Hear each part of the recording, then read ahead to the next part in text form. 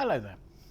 Today I'm excited to be taking a look at a wine from the Calatayud region of Spain in Aragon. This is Cuevas de Arom's Tuca Negra Garnacha 2019. And I'm excited because this is a wine made by a fellow master of wine, Fernando Mora, who started making wines in 2008.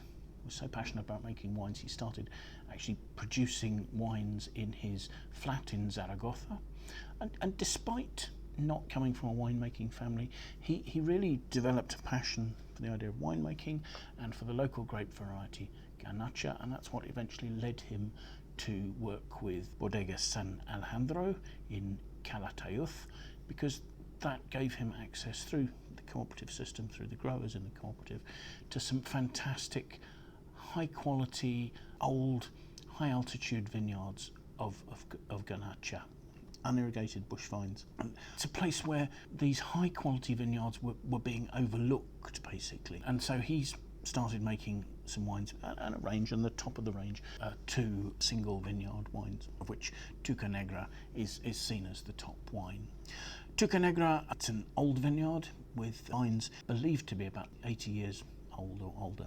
It sits at 850 metres above sea level, so there's a wonderful cooling influence in the hills here from the altitude, giving the fruit sort of freshness as well as the ability to ripen here. The soils here are a combination of slate and quartzile soils, so very friable, very free draining, and not encouraging much vigour in the plant. In fact, the plant has to work quite hard to live here.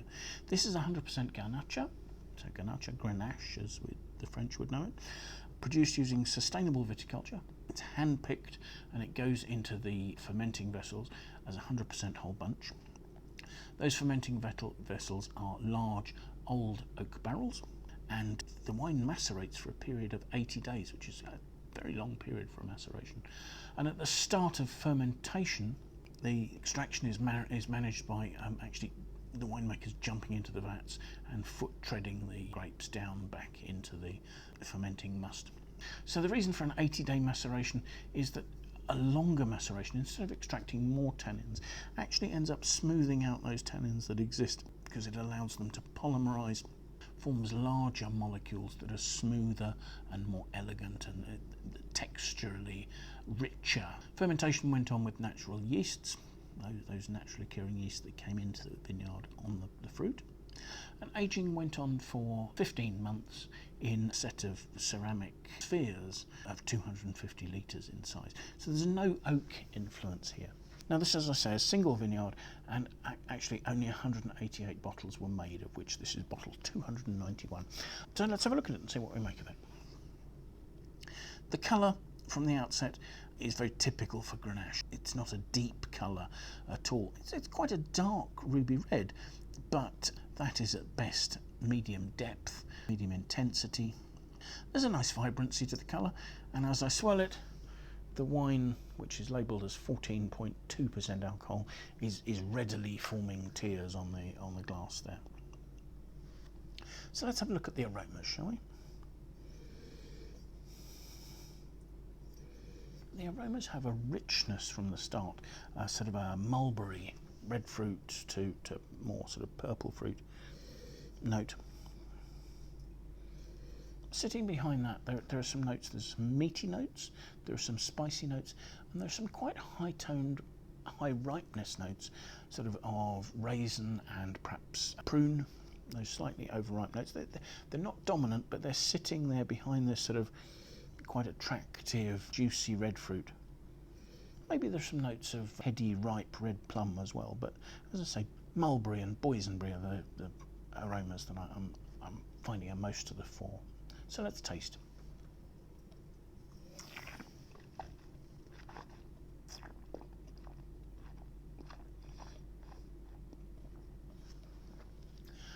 There's a richness to the red fruit on the palate. There's a lively juiciness as well. There's a reasonable structure to this wine. I've previously tasted the same producers, Os Cantals, another single vineyard from this area, and that didn't have as much structure. It was more forward primary fruit in its nature. This has a sort of a very fine, relatively mellow structure, but they're fine tannins that are giving a bit of grip. They're giving us sort of a slightly bitter licorice note to the front palate. They're giving a tiny spicy note as well, perhaps slightly peppery, perhaps slightly sweet spice, cinnamon. On the mid palate there is again this slight raisined, dried cranberry, hints of prune, core of quite concentrated fruit. The roundness of the alcohol is noticeable, but it's not quite as round as it would be but for the sort of the grip of the tannins there. The wine is quite lean comparatively and quite elegant, with a fairly structured note to the quite fresh red fruit on the finish. This is a nicely balanced wine. I suspect it'll take a couple of years to properly open up and show more of the elegant fruit that's obviously there.